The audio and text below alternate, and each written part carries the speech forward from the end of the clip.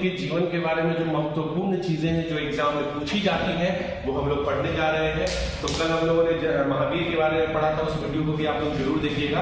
ये गौतम बुद्ध वाला हम लोग पढ़ने जा रहे हैं। तो गौतम बुद्ध का सबसे पहला प्रश्न आता है कि इनका जन्म कब हुआ है? तो 563 ईसा वर्ष पूर्व हुआ है। कब हुआ है गौतम बुद्ध का जन्म? 563 ईसा वर्ष पूर्व हुआ है। और देखिए, गौतम बुद्ध का जन्म कहना गलत होगा, लेकिन गौतम सिद्धार्थ का जन्म कहना सही होगा, क्योंकि बुद्ध तो इनको बाद में कहा गया था। तो गौतम सिद्धार्थ का जन्म 563 ईसा वर्ष पूर्व हुआ है। इनका जन्म स्थल क्या रहा है? तो लुम्बिनी वन रहा है। कौन सा वन रहा है? लुम्बिनी वन। किस लुम्बिनी वन में किस वृक्ष के नीचे इनका जन्म हुआ था? तो लुम्बिनी वन में इनका साल वृक्ष के नीचे जन्म हुआ था। कहां पे हुआ था? साल वृक्ष के नीचे इनका जन्म हुआ था। किसका? गौतम बुद्ध का। अगर हम बात करते हैं कि ये किस घर से थे, इनके पिताजी का नाम क्या था? तो इनके पिताजी का नाम सुदोधन है, जो साक्य गणराज्य के क्या थे? साक्य गणराज्य के क्षत्रिय जाति के शासक थे। जो कपिलवस्तु उत्तर प्रदेश में एक जगह है जो नेपाल से 24 किलोमीटर दूर है। कपिलवस्तु के लिए क्या थे? राजा थे, जो कि साक्य गणराज्य के नाम से इनका जो राज्य था प्रचलित था। इनकी माता का नाम महामाया देवी है। क्या है? महामाया देवी इनकी माता का नाम है। इनकी पत्नी का नाम क्या है? यशोधरा। यशोधरा इनकी पति का नाम है। पत्नी का नाम है, ध्यान रखिएगा, महावीर की पत्नी का नाम यशोधा था। क्या था? यशोदा का नाम उनका, ठीक है। यहाँ यशोधरा है और ये कोल्ये गणराज्य की है। कहाँ की है? कोल्ये गणराज्य की है। इनके पुत्र का नाम क्या है? तो इनके पुत्र का नाम राहुल है। इनके बचपन का नाम क्या था? सिद्धार्थ। सिद्धार्थ इनके नाम रखने का कारण था, सिद्ध प्राप्त व्यक्ति थे, इसलिए इनका नाम सिद्धार्थ रखा गया। और जिस गोत्र में ये जन्म लिए थे वो गौतम था, इसीलिए इनका पूरा नाम क्या था? गौतम सिद्धार्थ इनका पूरा नाम था। जिस दिन इन्होंने जन्म लिया वो वैशाख पूर्णिमा का दिन था।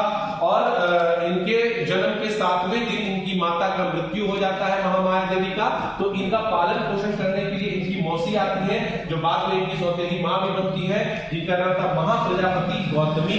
इनकी रक्षा के इनका पालन पोषण किसने किया? महाप्रजापति गौतमी ने किया था। और ये आज वाली मौसी नहीं है, ये पुराने जमाने वाली मौसी है। इनके लिए अपने इस गौतम बुद्ध के लिए इन्होंने अपने जीवन को ही त्याग दिया था। ये उस प्रकार की मौसी है।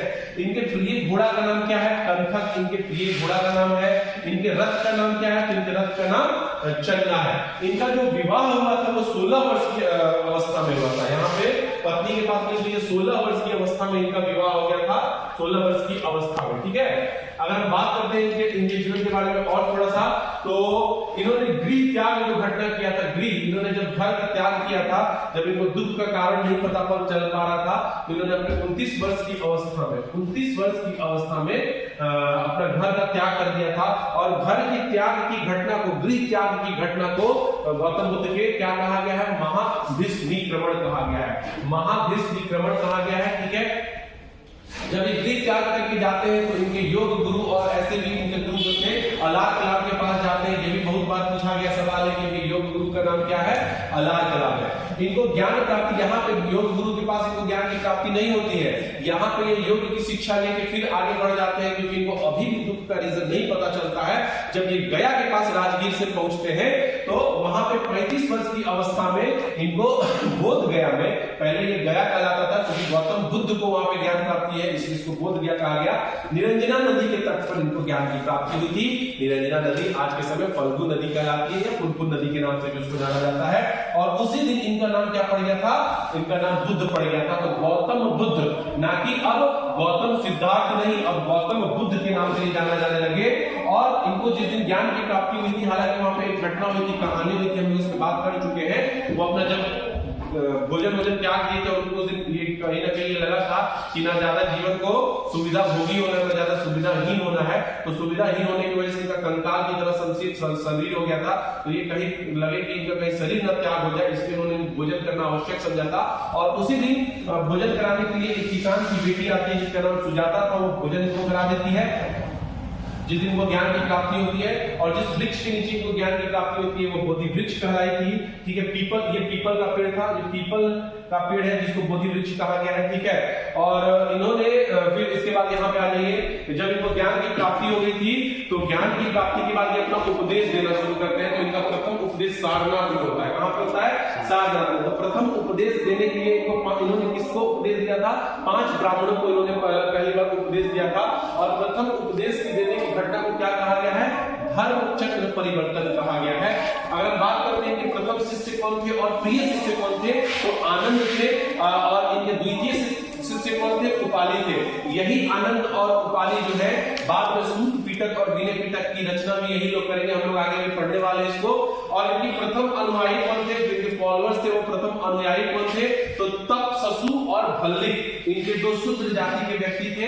तपसु और भल्लिक इनके प्रथम अनुयायी थे। अच्छा देखिए, बौद्ध धर्म को मानने वाले दो तरीके से बौद्ध धर्म को मानते हैं। हालांकि गौतम बुद्ध का कहना था कि बौद्ध धर्म को मानना है तो गृह त्याग के लिए आवश्यक है, तो गौतम बुद्ध को मानने वाले जो गृह त्याग नहीं किए थे वो भी गौतम बुद्ध को मानते थे। तो वैसे उनको दो भागों में बांट दिया गया है फॉलोअर्स को, एक भिक्षु और भिक्षुड़ी कहलाया, दूसरा उपासक और उपासिका कहलाया। भिक्षु और भिक्षुड़ी वो कहलाते थे जो गृह त्याग करके संघ में क्या करते थे? प्रवेश कर जाते थे। तो वैसे व्यक्ति जो गृह त्याग कर लेते थे वो भिक्षु और भिक्षुड़ी कहलाते थे। और इनकी प्रथम भिक्षुड़ी महिला कौन थी जिन्होंने बौद्ध धर्म को अपनाया था? तो इनकी अपनी मौसी थी महाप्रजापति की। महाप्रजापति की अपनी मौसी थी जो प्रथम भिक्षुड़ी कहलाई थी। और महिलाओं को स्वर्ग में प्रवेश कराने का रिक्वेस्ट किसने किया था? तो आनंद और खुद प्रजापति ने किया था कि महिलाओं को भी बौद्ध संघ में शामिल होने दिया जाए। और वैसे व्यक्ति जो बिना गृह त्याग करके गौतम बुद्ध के धर्म को अपनाना चाहते थे वो उपासक और उपासिका कहलाए थे। और इनका जो भाषा था, जो जिस भाषा में गौतम बुद्ध उपदेश दिया करते थे वो पाली भाषा था। इसके बाद अगर हम बात करते हैं संघ में शामिल होने वाले व्यक्तियों को, जो बौद्ध संघ में शामिल हो जाते थे उन व्यक्तियों को क्या कहा गया है? उपसंपदा कहा गया है। जो बौद्ध संघ में शामिल हो जाते थे उन व्यक्तियों को उपसंपदा कहा गया है। इनकी जो खीर खिलाई थी, जो व्यक्ति सुजाता थी, वो भी इनकी शिष्या थी। आखिरी उपदेश इन्होंने कहा दिया है?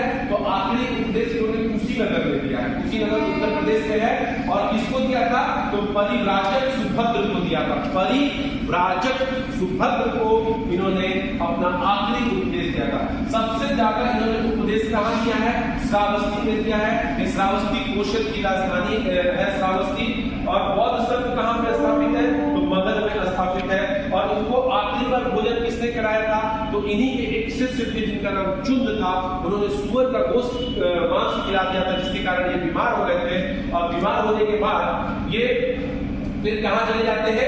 बीमार होने के बाद ये मतलब कुशीनगर के पास ये आखिरी उपदेश देते हैं। और जब आखिरी भोजन करते हैं तो इनको जल की आवश्यकता महसूस होती है।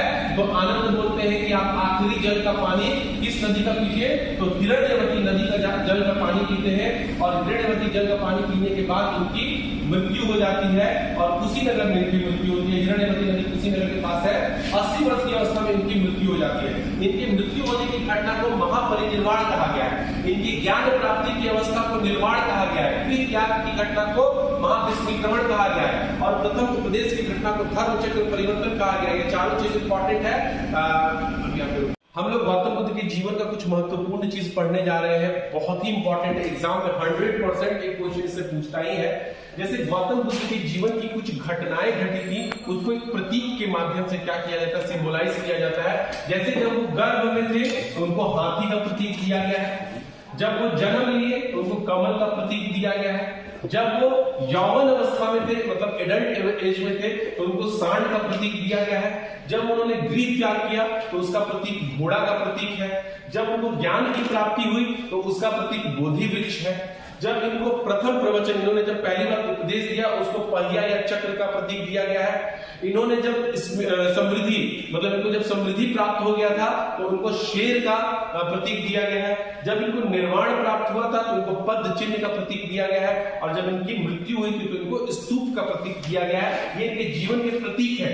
अब आ जाइए कि गौतम बुद्ध कहते हैं कि अगर बौद्ध धर्म को अपनाना है, मिडिल पाथ को अपनाना है, या आप अपने जीवन में शांतिपूर्वक जीवन जीना चाहते हैं तो आपको मिडिल पाथ अपनाना पड़ेगा। मिडिल पाथ को अपनाने के लिए इन्होंने इसको 3 भागों में बांटा है: प्रज्ञा स्कंद, शील स्कंद, समाधि स्कंद। प्रज्ञा स्कंद में कहा गया है सम्यक दृष्टि और सम्यक संकल्प। सम्यक दृष्टि कहने का मतलब यह है कि आपको किसी भी चीज को उसके वास्तविक स्वरूप में देखना है, उससे ज्यादा या उससे कम में नहीं देखना है। आप किसी भी चीज को सही तरीके से देखिए। सम्यक संकल्प का मतलब है कि भौतिक चीजों का, भौतिक साधनों का त्याग कीजिए, लालच लाभ हटाइए और उस तरीके से अपने जीवन को जिए। शील स्कंद को 3 भागों में बांटा गया है। सम्यक वाक, वाक मतलब सदा सत्य वाणी का उपयोग कीजिए। सम्यक कर्म, अच्छा कर्म करके अपने जीवन को जिए।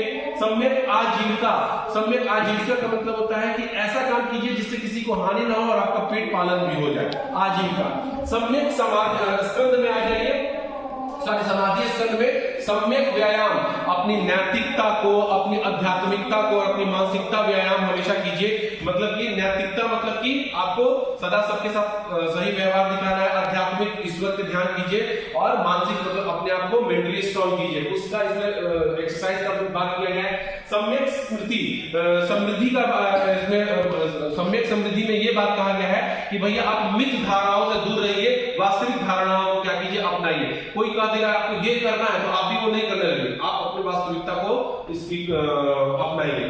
सम्यक समाधि, तो सम्यक समाधि मतलब मन की एकाग्रता, अपने मन की एकाग्रता को बचा के रखिए।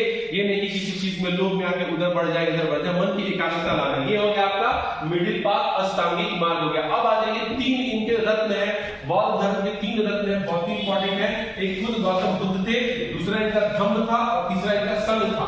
गौतम बुद्ध को 3 रत्न में इसलिए रखा गया कि Gautam Buddha was the person, वो व्यक्ति थे जिन्होंने अपने प्रज्ञात ज्ञान का खुद का स्मरण करके खुद में मतलब तपस्या करके इस चीज का ज्ञान प्राप्ति किए थे, इसीलिए गौतम बुद्ध के रत्न में आते हैं।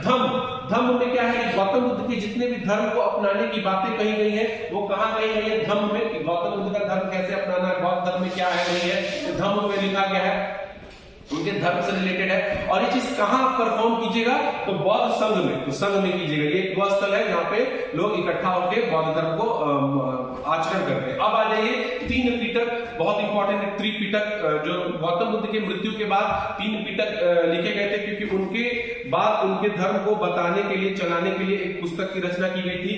देखिए इसमें आता है सूत पिटक, विनय पिटक, अभिधम्म पिटक। सूत पिटक की रचना इनके प्रिय शिष्य आनंद ने किया है, और सूत पिटक में कहा गया है कि गौतम बुद्ध ने क्या क्या उपदेश दिया है उसका इसमें संकलन किया गया है। तो गौतम बुद्ध के उपदेशों का संकलन है सूत पिटक, और ये सबसे छोटा पिटक है, ये सबसे छोटा पिटक है सूत पिटक। उसके बाद आता है विनय पिटक। विनय पिटक में जो लोग बौद्ध संघ में आना चाहते हैं उनके लिए नियम, कानून, आचार संहिता की बात की गई है। भिक्षु, भिक्षुणी, उपासक, उपासिकाओं को बौद्ध संघ में प्रवेश करने के लिए भाई कुछ आपको नियम कानून फॉलो करने पड़ेंगे, गृह त्याग, ये वो सब जो था उसका बात किया गया है। ये सबसे विशाल है, ये सबसे विशाल है, इसको सबसे बड़ा माना जाता है, सबसे बड़ा इसमें लिखा गया है। और तीसरा है आपका अभिधम्म पिटक। अभिधम्म पिटक की रचना, अच्छा तो विनय पिटक की रचना उपाली ने की, ये भी उनके शिष्य थे। और अभिधम्म पिटक की रचना मौर्य वंश के समय अशोक के अध्यक्ष जो थे, जिनका नाम क्या था, भोगीपुत्र त्रिशस था, उन्होंने इसका क्या किया है, रचना किया है। ठीक है, तो इसमें अभिधम्म पिटक में बौद्ध धर्म के धार्मिक सिद्धांतों का प्रवचन दिया गया है। तो ये आपके बहुत इंपॉर्टेंट है जो आपका आज का वीडियो है। Thank you.